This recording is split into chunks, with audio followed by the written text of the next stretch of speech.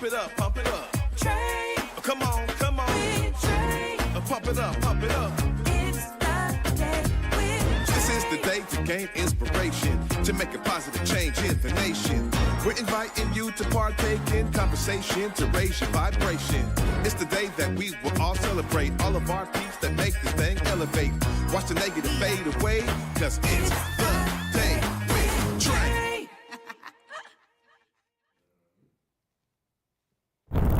Grand Rising, everybody. Welcome to the Day with Trae. I'm your host, Trae Holiday. I get to welcome you to a powerful Black Star Powered Friday. Y'all, I got two cast members from Hamilton in the building with me here in the Black Media Matters studios. I'm so excited that I get to speak with both of them. I got Deon'te Goodman here, who plays Aaron Burr, and I also have Blaine Alden Krauss here, who plays Alexander Hamilton himself. So y'all know it is definitely a lit day. But before I get into it with them, I get to get into it with you, because this is, of course, the top of the show. So this is where you share this amazing show with others who you feel could benefit from our daily dose of dopeness we work to give you here on the Day with Trae.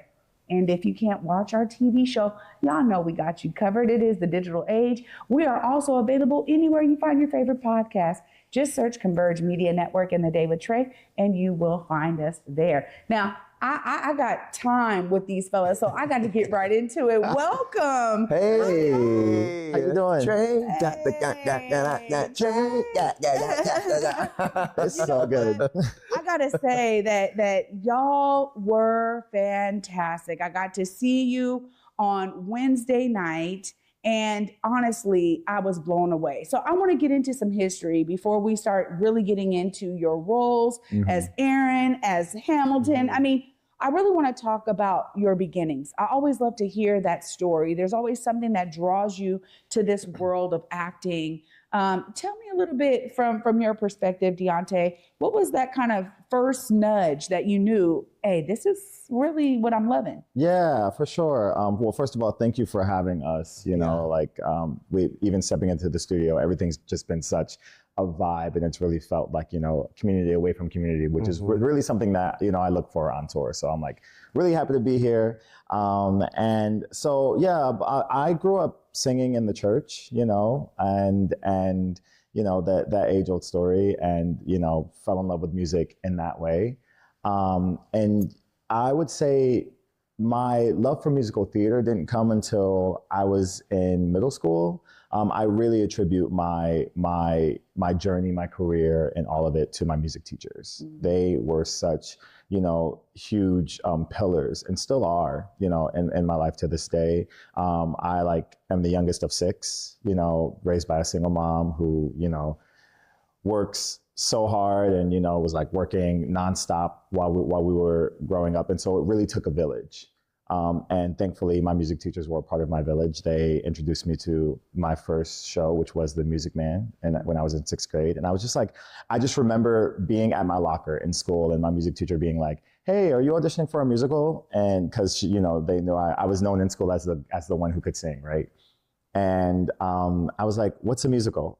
I'd never seen anything, you know, we did not, you know, I grew up with a family of sports players. So, you know, I remember she was like, it's The Music Man, you know, just go home, take this music, listen to it. And after the first listen, I was just like, I remember myself being around my house, just walking up and down the stairs, 76, you know, and that's where it started for me, you know. I auditioned for the show. I ended up getting into the show, ended up playing Harold Hill. Okay. You peaked. You know, I peaked, It's right? downhill. It's been downhill from there. Ever since. And so, yeah, that was where it started for me. And I caught the bug, and I never stopped. You know, all forms of music have just, you know, really played a huge part in who I am today. And so, very grateful. Wow. Yeah. You know, a lot of people have that beginning, that choir. It's so real. What about for you, Blaine? I mean, that first little, ooh. I have the choir beginning too, same thing. Grew up, you know, in the church and with my family. And I was actually the only kid in the adult choir. And I have this very specific memory of us doing we're blessed in the city. Hey, we're blessed in the... And then, you know, and around. And I would turn around, I would like spin, and everyone would clock me because there was no choreo, but I was doing whole choreo. Right. Yeah, similar thing. Growing up, I always, you know, my family, my mom talks like, you know, when I was a kid, they were like, he's gonna be a lawyer or a preacher or something because he talks, he gabs. You know, my mom caught me outside, and when she tells a story of like, I was outside with some like 3 or 4 of the neighborhood kids, but none of us could speak, but I was speaking like gibberish. I was like, da da da da da, and they were like, yeah. And she was like, okay, I've got a cult leader or someone inspirational on my hands. So I've always been a singer first, music, first love. You know, going to performing arts school since elementary school. Grateful to have that kind of education and programming in my community and a family that recognized, you know, that I had that. I wanted to be a pop singer. Still kind of do a little bit. That's the OG dream. For me, it was like, I could either be Brian McKnight or Usher. Right? And I was like, I'm gonna do Brian McKnight because he doesn't sweat as much. Yeah. He's keeping it a little bit more chill. That was kind of like my trajectory. And I also was a big kind of school nerd. I loved school. I loved studying. I loved learning. So I was doing, you know, choir and chorus and all that kind of stuff, you know, throughout school. And I did some theater in middle school. And I think we did Once on This Island was the first show. And when I heard Once on This Island and teachers started playing like, you know, Dreamgirls and Jelly's Last Jam, I was like, oh, wait a minute. Like some of these songs sound like songs we could play at the cookout. Like that's always kind of my marker actually for like artistic work that I'm doing. I always kind of bring it back to my family. And I'm like, would they vibe to this? Like if I brought them to this or if I played this at the cookout, you know, so Dreamgirls, that music sounded like music that I wanted to be singing. So it gave me an easy door into musical theater. Because if I'm being honest with you, when I first heard musical theater, to me, it did not sound like us. It sounded very Music Man. And I was like, okay, cute, but not quite, you know, where I'm coming from and what I've heard. And obviously we've seen the market like grow and expand and our music dominate, you know what I mean, musical theater. So I got swept into it. And because I was a school nerd, I knew I wanted to go to college. I knew I didn't want to study choir because I was wanting to be a pop star, right? So I was like, well, I guess the musical theater thing is as close as I can get to being in a contemporary world while also still going to school. So I went to college for musical theater and I just say that I've been sucked in ever since. You know, it's a thrilling industry, a tough industry. So once you're in it, you're just kind of like going, But yeah, that's kind of how I got into it. And I think you're probably similar. I think I've realized I love being a vessel for the human experience and being a communicator.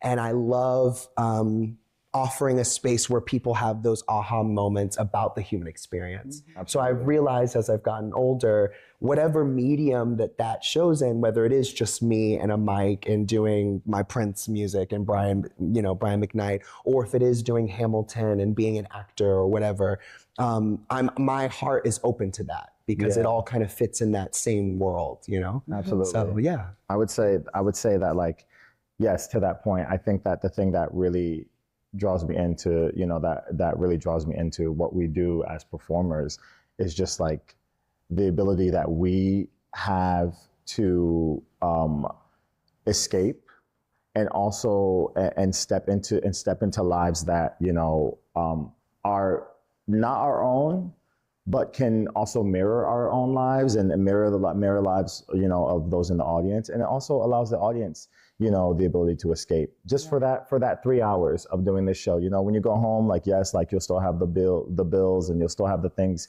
you know, that are facing you at home, you know, and whether joyous or not, right? But for those 3 hours, you get to, you know, experience something, you know, outside of yourself. And I think that there's something so beautiful about that. And maybe in some ways, you know, you go home with a different perspective on how, you know, your day-to-day life is, you know. Yeah. And for some people that happens, and I think it's an incredible blessing. You know, that's the beauty of live performance. Yeah. Yeah. I talk about that too, where there's this energy exchange that's happening. Absolutely. Yeah. And you really feel it whether you're on the stage or in the audience. You're feeling Absolutely. this transference of energy Mhm. that is so palpable. It's real and it's tangible. It's felt. Well, you know, when we think about the passion kind of meeting the industry, right?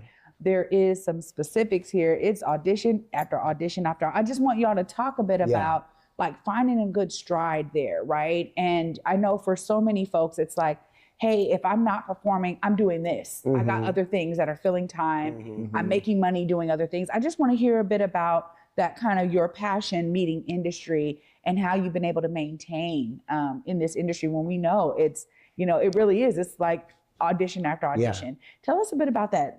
Yeah, it's quite the world, isn't it? Right? You know, but like all worlds, I think when you are passionate about something, you know it's something you want to do, and you've made that contract with yourself that this is what I want to do, and I will fully commit to this. You then just have to do just that, you know. And like anything in life, the more you face something or are tested by something or interact with something, you become stronger for it, right? True. So audition after audition after audition, you know, you hear this and it's true. 90% of the time, the answer is no, or even worse, silence, you know, because in this industry, usually they don't have enough time to get back to you to even tell you that you didn't get it. So even worse, you're ghosted, right? You pour yourself out there and you're ghosted. But I was watching this video of, it wasn't Bobby McFerrin, but it was some prolific genius, musical genius talking to an audience. And they were saying, you know, when you first play, you know, who hears it first? And, you know, the audience. And he goes, oh no, you hear it first. You're the first audience member. And so realizing and learning that every time I go into the audition room, it's not an audition, it's my time to perform. It's those 10 minutes to show them who I am, what I do, what I think makes me special. It's opening night. This is the way I see the character and the role. And when I leave here, it doesn't matter if I get the job or not, because I just got to do 10 minutes of what I love to do. And you realize after you know, go through this lifestyle that that's actually what's happening. You're given a chance to show who you are at every moment. You know what I mean? So just meet the moment and just show up and be. There's nothing you don't have to give or ask for or seem desperate for. It's just about showing up and just being. And I have a really huge faith in the universe and in God. And so I know that if I'm meeting that contract, I told of myself that I'm going to show up, that I'm going to work hard. And I know that if I meet that moment, if God in the universe says this is the moment, it will not pass me by. And if it does pass me by, it was in the moment. You know what I mean? And I also didn't lose anything because, again, for those 10 minutes, I just showed them who I am, and how can that be a bad thing? How can you lose from that? You know. So it's a mental shift too. It's a mental shift, but would be lying to you if it said it doesn't suck. You know what I mean? I just had an audition last week, didn't hear back from it at all. You know what I mean? Like it happens, and even though we're sitting in these great roles, you know, we're still getting those no's, and you know, because art is subjective. You know, what we do is so much more than the words and the music and us stepping in the room. You know this as an artist, there's 1,000 other factors. And so for me, you know, it's just about showing up, just being and trusting, you know. There we go. It's a thing of like, you have to love it. You have to love what it is and every part of it. You know, I went to school for classical voice, right? And so, in that world, there's this, at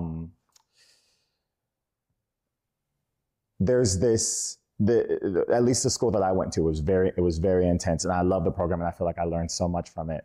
And, you know, that world for me was so riddled with, am I doing this? Am I doing this right? Am I pleasing the voice teacher? Am I like, is this okay?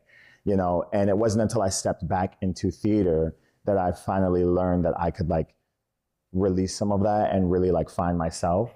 And then it's a question of okay, who am I, right? But in that time, in those 4 years of my classical program, there was a time where the passion felt more like a job than something that I love to do. And I say that to say that there are times even out of school where, you haven't, you've been auditioning for 6 months, 8 months, a year, 2 years, and nothing has come of it, right? And you're like, okay, I have not gotten paid to do the thing that I love to do, and for me, my goal in life is to survive off of my passion, is to live off of my passion. I don't want to do something that feels like, I'm just like going to do the day to day, and there are times where it's like, okay, I haven't, gotten a check or, been able to pay my rent for what I love to do in a really long time. And how do you keep going in the journey when that happens? And it's like, you have to love it. Yeah. Even in the days where like, what we do is hard. What we do is hard every day. And we're so grateful. We're so blessed to be able to do it. Right. But, it is difficult from time to time. And there are days where it's like, it may not feel new. It may not feel fresh. It may not feel, but you have to, there is something in it that, I'm sort of rambling now, but there's something in it that, will always bring you back to, oh, this is why I love it. There's something in the show every single day that I'm like, oh, this is it. It reminds me of why I'm here. It reminds me of why I'm doing this. And that's why I love the show. Cause it's like, I can never get tired of it. I can never get tired because it reminds me of where I started, where we are and where we started. Right. And so, yeah, I would say that you have to just love it, and you have to find those things even outside of this. I think that, as artists, it's like even the thing that we're currently doing is not always the only thing that we're working on. Yeah. And so it's like even finding those moments where it's like, you can really use what you're doing to feed another love or another passion of yours. Yeah. If that makes any sense. No, it definitely makes sense. And I think you've both spoken to something so intimate, because it's really a personal journey. Absolutely. Yeah. Yet there is a shared understanding amongst artists that you have to have in terms of how much passion is going to allow me to continue this, and how do I keep renewing that passion over and over again in the midst of the industry and what it is and how it is set up, right? Yeah. That there is this longevity that happens. It is piece by piece until you look back and you go, wow. Look at the puzzle that I created. Look at the picture I created. Yeah, absolutely. Yeah. So I really thank y'all for getting deep with me. Of course. Yeah. I love to get deep. Listen, I like talk about it. Let's go in. I'm a Sagittarius. Yeah, for sure. You know what I mean? For sure. I like to talk deep. Sagittarius. Yes. So I get it. Yes. Wait, what are you? I'm a Capricorn. Capricorn? Yes. I'm an Aquarius. Okay, Sag, Aquarius. We love it. We love it. Yes. Well, okay, so after the break, y'all, we're going to get into the roles y'all are playing phenomenally well in Hamilton. Y'all, I'm just grateful that they were able to go deep with us and give us a personal perspective of their passion in this industry and their beginnings. Y'all know we're going to dive into all things Hamilton right after this short break. Stay tuned. You're watching The Day with Trae. Well, on Fox Face Off, we tell the raw, unadulterated truth. Fox Soul Face Off. We are given the platform here with no fear. Always comes out swinging. We should be saying, hey, stop shooting and killing people. Nothing held back. They wanted black hip-hop moguls and artists to continue the feud. No punches pulled. And shut the hell up. You interrupt me all the time. Tune into the show where opinions collide. Fox Soul Face Off. New episodes weeknights at 9 or stream anytime on Fox Soul. In Seattle, it's more than just coffee. It's community. At the station, we brew more than just your favorite cup. We brew connection. From Beacon Hill to Columbia City, we're a space for artists, activists, and everyone in between. A place to gather, create, and simply be. Whether you need a quiet place to work, a lively spot to meet friends, or just a moment to unwind. Find your place at the station. more than coffee. It's home. Visit us in Beacon Hill or Columbia City. The Station, where community happens. Working with Denciment has been totally different than working with a traditional bank. They're real, and they meet you right where you stand. I was recently funded, and that money has just changed the trajectory of what we're able to do and our output. This has been just more than just funding or a one-on-one connect. It's been an opportunity for us to really grow and connect and build roots within the community. As a small business owner, you need to put your faith into the right people, and they seem like good people to put their faith into. Welcome back, y'all, to The Day with Trae. Of course, I'm your host, Trae Holiday, and I am getting to continue my conversation with Deon'te and, of course, Blaine. Y'all, thank you again for being here with me. Now, y'all gave me some good insight into your beginnings, and I have to talk about these roles. I mean, this is such an iconic show. It's taken on a life of its own in terms of the fandom and the amazing soundtrack that is Hamilton. Yeah. So this is a huge opportunity for both of you. And I want to talk a bit about how you accepted this role and then really got to dive into that characterization. You know, the two of you playing these characters that are like frenemies, right?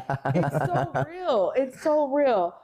So Blaine, tell us a bit about your reaction to them saying, yes, it's oh my you. gosh. So I've been with Hamilton off and on for 5 years. Wow. Joined right before the pandemic. And I joined as a standby, so as an offstage company member, meaning I didn't do the show every night, and I was the understudy, if you will, for sort of some of the principal roles. So I was the understudy for Hamilton, Aaron Burr, and King George.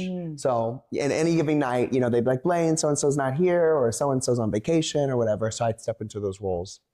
And it's so funny, because when I auditioned, kind of looping back to our first segment, when I auditioned for the show and I got the packet, I was like, I unfortunately let the bad voice get me first before I could even own it. I first let the bad voice go, oh, you know, you're not really a Hamilton, so I don't know if you're gonna get this. I knew I was a Burr, and King George, you know, everyone loves King George. So anybody can play King George. You can play King George. And the audience goes crazy. You know, that's like 30 seconds of stage time. Good diva trash. Sure. And I was like, I don't think I'm a Hamilton. You know, when I first saw the show, I saw it front row, saw the original cast, you know, watching someone play the role that they wrote for themselves, you don't get any more authentic and raw and just, that's the character. You know, watching Lynn be Hamilton, you can't picture another Hamilton. Yeah. You know, some people still can't, you know what I mean? And so I kind of boxed myself and somehow, you know, did the audition and made it through and got the job, and slowly found this guy. So once they offered me the role full-time officially, I, by that time, of course, was like, I figured out that I am this person and who he is, and got it together. But it's been awesome and very fascinating for me. I'm biracial. Mom is African American. Dad is a skinny, tall, white guy. Very cool guy. And identity for me has always been something for me since I was little. It's something I think about it almost every day. It's just who I am, my makeup, the world we live in, the country we live in, the things that happen in this world these days always kind of somehow go back to identity for me. So Hamilton, getting into who he is, where he's from, you know, yes, who is Hamilton back in the 1700s, but who is this Hamilton to us now, right? This idea that he's the immigrant, he's the outsider, you know, he's not European. That's what makes him slightly unique. You know, if you think about the show, you know, then now, right? Yeah. He, even though he was an old white guy, he was not from Europe, right? He was from the Caribbean. He didn't have the sensibilities they had. So they looked at him like, as people look at people today, who are you? What are you doing here? You're trying to offer ideas on our country? What do you know? You know? So really delving into all that and what that means and what does it mean to represent the culture and represent hip hop and represent rap and musical theater. It's strange. It's weird. We've never had this like convergence of mediums, which is why the show is so huge, which is why they have the Hamilton mixtape and Busta Rhymes and all of our favorite rappers are on it, you know? Yeah. So I've spent a long time really thinking about who is this guy in 2024? What am I supposed to be representing? You know, what about me shines through? And it's been really thrilling, you know, for me. I also am, you know, I told you I was a little bit of education nerd. So I watch the news a lot. I am into politics a lot. Have tried to tune back just a little bit for my own mental health. Good for you. To be honest with you. I can't imagine why. I'm allowed to check at night once, but before I used to leave CNN on all day. I'm just that weirdo. Yeah. I'm very strange like that. Okay. I want to know, to me, to be out of the loop and learn later, I don't like that feeling. So I want to know what's happening. So for me, that immediately was my first into Hamilton. It was like, okay, what is he saying? You know, this idea about, you know, freedom, equality, you know what I mean? Him and his relationship with, you know, John Lawrence, what he wants to do with the 1st Black Battalion, and all these things that contradict also who they were and what some of their actions were in the time period. Like that immediately was my pull point, you know? I used to joke with my mom when I first started, I was like, I'm gonna be like the Barack Obama-ish Hamilton. Like, you know what I mean? Like great orator, you know what I mean? Just a brilliant speaker, passionate, someone that people are like, you know, magnetic to. So that was my way in, and then realizing that, like, you know, I'm not Lin-Manuel Miranda. I will never be, you know, that this role's not gonna look the same on me as it does with him, because he literally made it up, you know? Yeah. And just finding my unique take on it, which again, looping back to our first segment, was just being me. You know, there was nothing that I needed to show or add or take away or compare. Oh, Lynn does it this way, I'm gonna do it this way, or this is what it's missing, and this, actually none of that. It's about like, who am I as a person, and me just showing up as me, and then me saying this text and letting those two just meet. And then that's who it is. Yeah. That's the guy, you know, that they see him, you know? So a lot comes with me with Hamilton, a lot, especially being multiracial, and the show having, you know, the thing that makes the show so special is it's America then told by America today. And that's beautiful. And in that beauty comes some weird contradictions. And very early on when the show came out, and even to this day, there's still tough conversations that I have with our community about Hamilton. You know, why Hamilton? Why are we propping this up? Why are we propping these guys up? Why told this way, you know? And great question. And I think, to me, any good art, you question it. Any good art, absolutely, you love it, and then there's people, you know, that go, huh? Wait, what? You know what I mean? That's what makes it, you know, a conversation, and makes it stand the test of time. So all of that, you know, I'm thinking about, and his homework and table work that we did, and then at the end of the day, you know, you have to leave all that aside, and you just got to do those 3 hours. You know, hit those lyrics, hit the mark, and you know, give everything you can. Well, you definitely did. Thank you. And Thank so you. I really love hearing that. I mean, Deon'te, for you, obviously there's a lot that gets poured into the character who is Aaron Burr. Yeah. That is driven from you as a person. Tell us more about that. Yeah, I mean, so my first, unlike you, history was my worst subject. It was not for me, anything dealing with history. I was like, I passed. That's as much as you got from me. So I didn't really know much about Burr, you know, before starting the show. But when I first listened to the show, the first time I heard the show was back in 2015. I remember I was like in California, and a friend of mine was like, I was just like going through a breakup, and a friend of mine was like, you have to hear this song from this show. You have to hear this show. And the first song that she showed me, we were sitting in the center of her bedroom, and on the floor, and she just played Burn. And I was like, in the midst that's of a breakup. Feel better. Oh, that's hilarious. That's hilarious. My heart was ripped out of my chest. And then hilarious. The very next morning, I played Skylar Sisters, the second song I ever played from, and then I was like, what is this show? What is going on? And then I just like played it from top to bottom. And I just remember being like, wow, Aaron Burr is so misunderstood. And you know, you're saying that you never saw yourself as a Hamilton, which is wild because I'm like, oh my God, you're such a Hamilton. It's just like the things you tell yourself. But like at the time, I felt like I felt so connected to Aaron Burr, even back then, and like didn't even fully understand, couldn't have understood why, you know, in the way that I do now.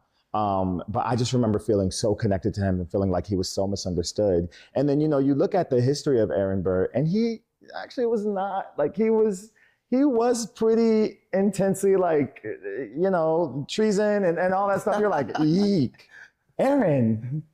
But what I think is so genius is that in the context of the show, Lin has this really incredible way of, you know, causing or allowing you to sympathize with him in such a beautiful way. And so I think that there's something about that is just like so precious. And so when I first auditioned for the show, my goal was always to be Aaron Burr. And when I first booked the show, it was back in like 2019. I was like washing dishes, and my agents called me like, hey, you know, when I was first auditioning for the show, it was for the Chicago production to be standby in the Chicago production. And he called me, he was like, hey, you know, what are you doing right now? You know, like I was like, oh, I'm gonna head into work. I worked at like Soul Cycle at the time, and you did like, too. I worked at Soul Cycle. 3 weeks, wow. 3 weeks at Soul Cycle. I know, that's right. And I was like, yeah, I'm like going into work. He was like, okay. I was like, what's up? Why are you? I was like, is there an audition that I missed? Like, what's going on? He was like, well, we have an offer for you. And I was like, okay, is it for Hamilton? And he was like, yeah. And I was like, okay. Well, I guess I'm moving to Chicago. And he was like, no, you're going to Broadway. And I was like, and Broadway was never a part of the conversation. It was never a part of the conversation. So I just was like, I sat, and he was like, do you want to like talk about the numbers? And I was like, no, I got to call my mom. Like, I gotta, we'll talk later. I got to go. And at the time it was for the ensemble of Broadway, Man 6, shout out to all my Man 6s out there. And it was to cover George Washington and Hercules Mulligan / James Madison. It was not, Aaron Burr wasn't a part of the conversation yet. And I remember the first rehearsal, I was with the music director, and he was like, we're working on George Washington stuff. And he was like, all right, George Washington, let's go. And I was like, yeah, but I really want to be Aaron Burr. And I just remember saying that to him, and he was like, okay, all right. And then, you know, a year went on, and you know, they offered me a position in another company, you know, to kind of do the same thing. And I was like, I will take it if we can also add Aaron Burr onto this contract. And then they were like, well, let's try out Aaron Burr on Broadway. Let's have you learn it in that company. And I was like, okay, here it is. Here we go. And I started working on it, and I just was like, I mean, even my cast members was like, oh, this is the role that you want, huh? I was like, yeah. And then I did that first like weekend of performances, you know. I think our current Aaron Burr at the time was on vacation, so I like did like a weekend of performances. And by that Tuesday coming back, they were asking me to stay in the Broadway company and just like add Aaron Burr to the coverage. And I was like, yes, this is it. And then that just like sort of started the journey for me. But I just remember really falling in love with this character in a special way, because I feel like we all, like Aaron Burr exists in all of us in a way. I mean, both of these characters exist in all of us, but I think it's so easy to come to the show feeling like Aaron Burr is the villain. I mean, he even has a line where he says, now I'm the villain in your history. And for me, that line means every single night when I sing it, I'm like, that line means so much, because it's like, you know, for me, it paints Aaron in such a different way, where it's like, oh, I can recall a moment in my life where I've done something similar to what he's done in these past 3 hours, where I've like tried so hard to achieve something and have been told, I mean, even in the ways in which we audition, right? We like try to do everything by the book. We try to, you know, and move along in this way that we are taught, that we are trained in a way to move through the world. And we're still met with no, we're still met with resistance. We're still met with walls. And it's like, that can be maddening, you know? so maddening. And for someone like Aaron Burr to be met with walls, you know, that, I mean, if we really look at it, they were walls of, you know, of his own, but, you know, he needed someone to blame. He needed someone to you know, someone to face. He needed a rival in those situations. And for him, it was Hamilton. And so it's like, when you're constantly met with this energy from this, you know, with this person that, like, in the beginning, you tried to take under your wing, and this person who sought you out, it's like, how do you continue to deal with that? And you know, I think, you know, he just had a moment where he let down his guard, and the worst parts of him, you know, showed. And I think that my hope is that people leave realizing that, you know, we all have those parts of us. And I'm so grateful to Leslie and to Lynn, first of all, for writing this character, but to Leslie for, you know, creating the blueprint of what this character is, and in a way where it's like, wow, I get to see a Black man on stage be vulnerable and show every aspect of what it is to be a human being. You know, to see a Black man show every aspect of what it is to be a human being. It's so touching. And I've never seen Leslie do the role other than when I saw it on Disney Plus, but the first time I saw it on Broadway was Daniel Breaker doing the role. And it's the same thing. It's like, it's a different take on the show, but it's still a Black man. The role is in the ways in which I've seen it, it's been a Black man showing every facet of what it is to live as a human in this world. Every sort of emotion, the joys, the frustrations, the fears, the insecurities, the hurt, the happiness, all of it. And so to be able to do that every night for 3 hours, it's something that I never take lightly. Wow. I never take it lightly, because there's always someone out in the audience who can see that, hopefully, and it's just like, oh, it's okay for me to show every piece of me. I don't always have to be this pillar. I don't always have to be this monument. I can break. I can be vulnerable. I can be hurt. I can be saddened. I can be happy. You know, I can be strong, but that is not all of me. And so I think that there's something just so beautiful about this role in that way. And it's a way that that's how I connect to it every single night. To tell y'all, it's so great that I was able to see you and now talk to you about this, because the connection that I was experiencing in the audience is so connected to what you are describing in terms of how you show up. Because what I love about live theater specifically, well, I say live performance, because the connection of the person on the stage to what I'm experiencing is something that I treasure as someone who's just a lover of live performance, right? Yeah. And I'm so grateful in the position I'm in that I have this partnership with STG Presents and Broadway Across America and all of the other amazing entities that I get to partner with. It is, I don't know, y'all, it's beautiful to hear you describe it in this way, because honestly, that's what we're experiencing. Yeah. And it's, I think, you know, in this time and age too, of the way technology is advancing and AI and all the great things that are going to come from that, you know, sometimes there's a discussion like, oh, what's going to happen? And I'm almost like nothing. Yeah. I guarantee you, you know, we've been telling story, you know, since the cavemen were, by the fire, we've been telling each other stories. We've been acting out, you know, they took the bear cloth that they made and someone put it over their head and I don't know what language they were speaking, and we've been doing that forever. And the painting on the walls and the hieroglyphs, the hieroglyphs, you know, that energy exchange you talk about, it's so deeper in our DNA than we even give us credit for. We as we're learning in this world, we need each other. We need each other. And so I don't care how much technology happens, live performance, it'll shift. You know, AI is going to start being incorporated into theater, some cool technology, you know what I mean?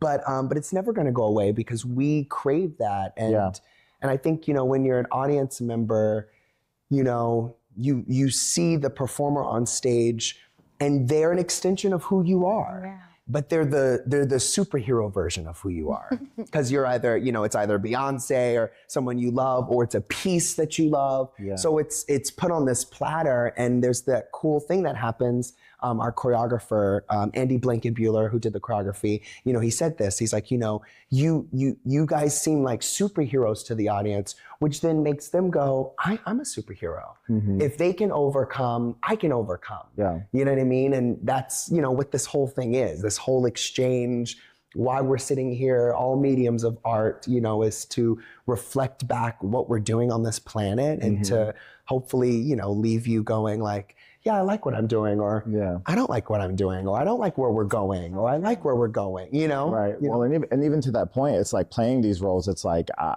I remember, learning about history and the little knowledge that I retained, just like what always stuck out to me is that, these human beings, these people were are painted as monuments, and they are in their own right.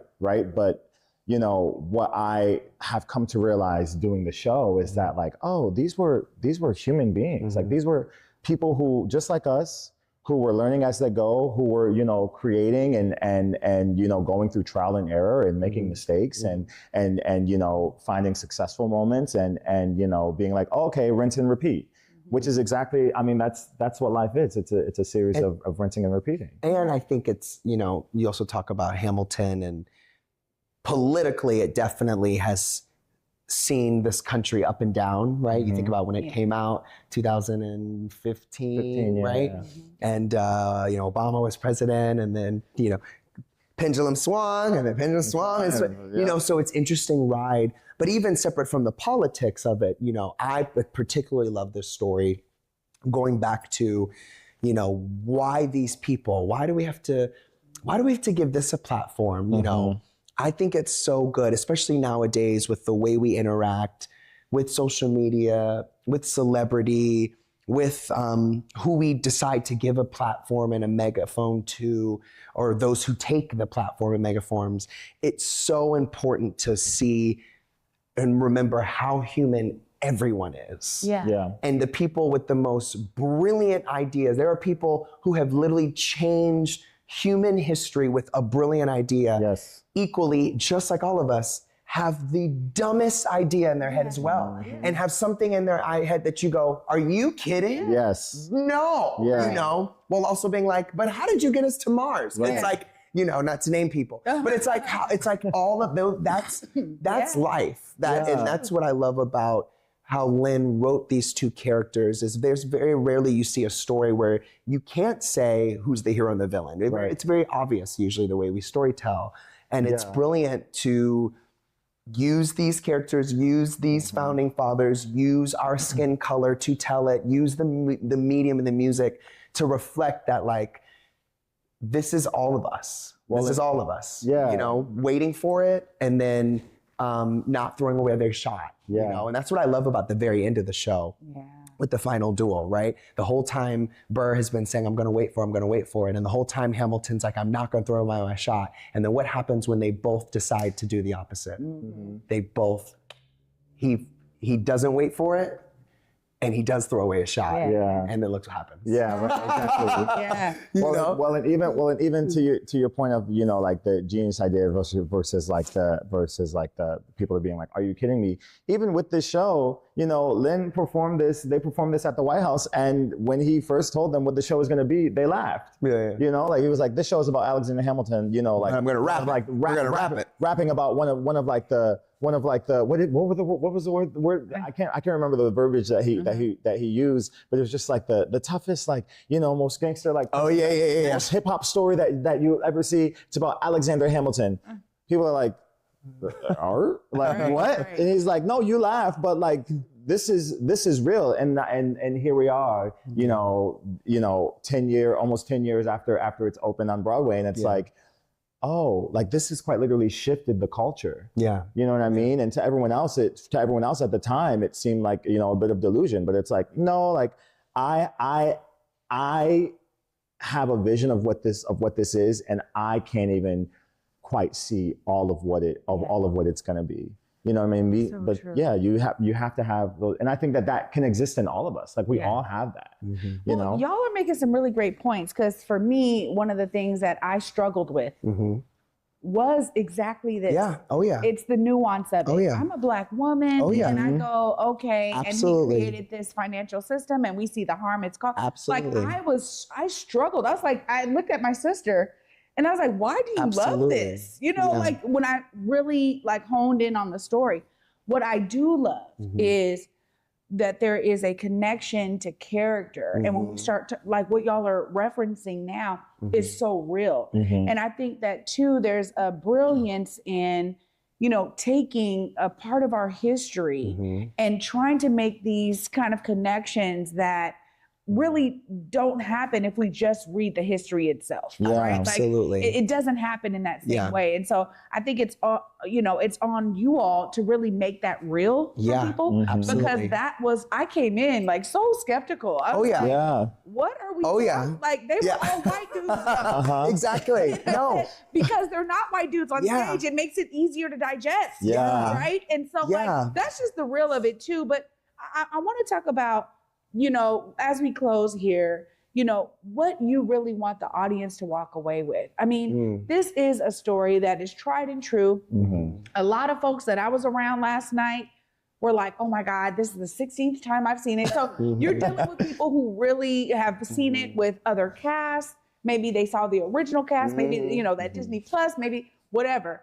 But this is something that is kind of beyond, I think, what people would have imagined it to be. And Lynn probably had a really great vision for the longevity of this. But talk to us about how your brilliance and what you do is continuing this legacy of the story. I'll start with you, Deon'te. Oh, wow. So I guess the thing that I would say, you know, even to the person who's seen it 16 times, whether it's your second time or your 16th time, I would challenge any audience member to abandon anything they've seen about the show and come in with just like fresh eyes. I think that, back sort of like moving back to what we were talking about earlier, you know, Lynn and Leslie created such incredible blueprints for what these roles are. And I am not Leslie. He is not Lynn. You know, and so like there is, you know, we have our different experiences. We have our specific dynamic. We have our, you know, individual journeys that we come together and create a collective experience for the audience. And that's not going to look how Lynn and Leslie's dynamic and journey looks, and it can't, you know. And so I would offer any audience member to come in just completely abandoning what they know about the show and open themselves up to experiencing something new, because I think, or something different. Because I think if you come in with that sort of perspective, I dare you not to have a good time. I dare you not to have a good time, especially with just like what the show is. The show is such a masterpiece, and it's a master class for me every night. And so, and acting with these people on stage, I'm just like, I'm intently looking and engaging with them, and also my mind being like taking notes of like, okay, I'm learning so much from this person right now. Ooh, that was a good choice. You know, and so it's like, I would just offer anyone to just come in and allow yourself to be changed, you know? That's beautiful. I think, especially now, I'm really hoping that, and I think we're getting it across with what you've been saying and talking about your son and all that, is I really hope that people truly see the humanity of these men and women. We're gonna talk about the women enough too, but I think, you know, when you look back, the toughest part about being a human and living the human experience in this world is muddling through the unfairness of it all and how did we get here? Why is it this way? Why is it that way? And I especially think about history, especially now as we are in a time where we're really trying to really get our hands dirty and fix some things. You know, and I think about how in history, you look back at history and you want to see it with these colored, rose-colored, you know, you look back and you want to see how great it was, you know what I mean? And every time you look back, you realize how great it wasn't, you know? And I think we're not supposed to look back at history and look back fondly. I don't think that's the point. And I think that's impossible if, you know, we're a nation, an imperfect nation that's striving to be a more perfect union, right? The goal, what that means is we'll never get there, which is what, you know, that's the truth. We'll never get there because if we're doing what we should be doing, we should always be looking back and going, oh, we missed that. Oh, in our attempt to do this, we missed that. And I think the only way you can see that, accept that, and let it be something that fuels you, but doesn't pause you, stifle you, make you stale, is through the humanity of it. Yeah. And being able to look back and see these people, if you do want to spend 3 hours talking about the founding fathers or Martin Luther King or Mother Teresa or anyone in this world, looking at their humanity of what they were trying to do, because that ultimately gets to what and who we are. You know what I mean? And our faults become something that we have to study, but it doesn't become the thing that we end on, right? Because then how do we press forward? Yeah. You know, so I love that this show gives you a really deep look, if you allow it to, about the humanity, about that no matter where we come from, in some way we start off thinking we're doing good. And in some way we start off wanting to leave a legacy and just take care of our family and build, and that's all of us. And then through the course of this human experience, you know, some of us go off track and get on track. But as we study each other, as we try to make this world a better place, as we try to understand each other, if you can't look at that person who you truly don't understand through a lens that it's hard to say, but they are similar to me, and the things that drive them are actually probably very similar to me, we're gonna get stuck. So that's what I hope that people, when they see this, just like Deon'te's been saying, it's like, oh wow, like, there's some moments where I'm Burr and there's some moments when I'm Hamilton, and there's no right or wrong, and I just need to shift through of when it is time for me to go off and when it is time for me to listen and let another voice lead, and you know. So that's what I'm hoping. It's such a balance. It's such a balance. I also think about the customization of lived experience through our individual lens, but also the collective lived experience. So I love what y'all are talking about here. And you definitely gave a lot for the audience to chew on. If I do not talk about the harmonies, the dance, the amazing I mean, like, first off, y'all are part of a phenomenal cast. So we're so lucky. This company right now is special. Very special. It is amazing. I normally ask a lot of questions about the family that is created as y'all are touring together, but y'all gave us a lot to go on today. And I really appreciate you spending time with me here on The Day with Trae to give folks another reason to be purchasing those tickets. Kudos to you both for all that you are pouring out on that stage. Every single performance. I felt it so much with my 11-year-old son. Who was on the edge of his seat. Okay. Love it. He's probably right now where like, I don't even know what that means. Let me Google that later. Right, exactly. At one moment, it was so cute because as Angelica singing about how she is also loving Hamilton, my son, the song is over, everyone's clapping. He looks at me, he goes, so what is she trying to say? He's like, wait a minute now. Is she trying to say? What did she say? I said, she's saying she loves him too. He goes, oh, okay. He's like, oh, that was two. Okay. Okay. So thank y'all both for everything that you are pouring out on that stage and for gracing Seattle with your brilliance and your presence. Thank you for elevating us. Thank you for what you do. Oh my gosh. You know, art's important. So thank you for that. Absolutely. Thank you. Absolutely. Wow, y'all. What a phenomenal time I'm having here in the Black Media Matter Studios. You know I'm going to wrap this brilliance up right after this short break. Stay tuned. You're watching The Day with Trae. Black caregivers, entrepreneurs, and elders, this one's for you. Queen Care is offering complimentary self-care services to those who give so much to their communities. Take a moment to restore, recharge, and be cared for with free wellness treatments at the Spa House by Queen Care. Spots are limited, so don't wait.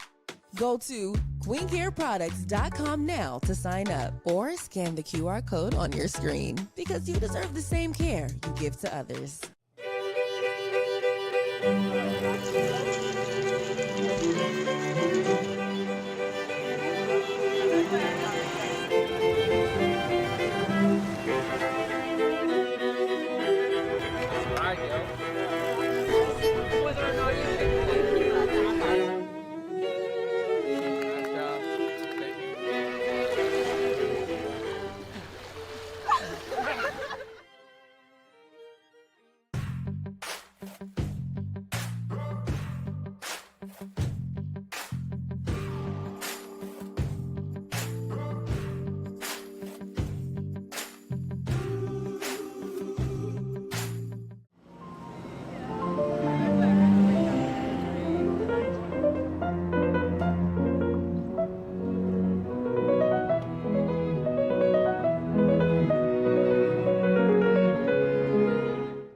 What's up, y'all? Welcome back to The Day with Trae. I'm your host, Trae Holiday. Huge shout out to my phenomenal guests today, Deon'te and Blaine, both of them pouring their heart out about not only their passion for the roles, but some of the nuances that we're experiencing as audience members when we think about a story like Hamilton. While it has so many amazing notes for us to cling ourselves to, there's also some great thought behind it that we then get to go home and kind of reflect on as well. I promise you, you will not be disappointed when you get your tickets at stgpresents.org.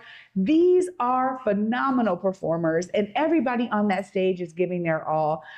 I mean, you can kind of tell by today's interview that they are clearly in it for a real, true purpose. And when performers are purpose-driven, we get to experience the blessing that is when we are in the audience. And I'm always encouraging you all to think of these amazing venues that we have in our city as your own. When we bring phenomenal shows and talent to these stages, it is an opportunity for you to engage. And this is a great time. Bring your family, your friends, your neighbors.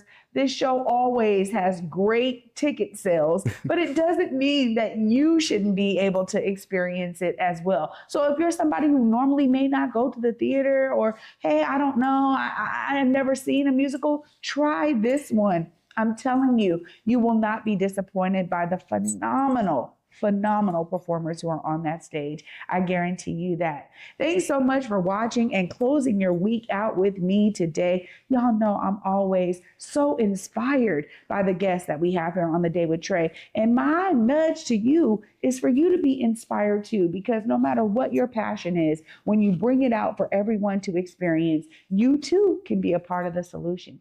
Thanks so much for watching again. And you know I'll be back with y'all next week on Monday. Until then, at 11 a.m., y'all. Peace.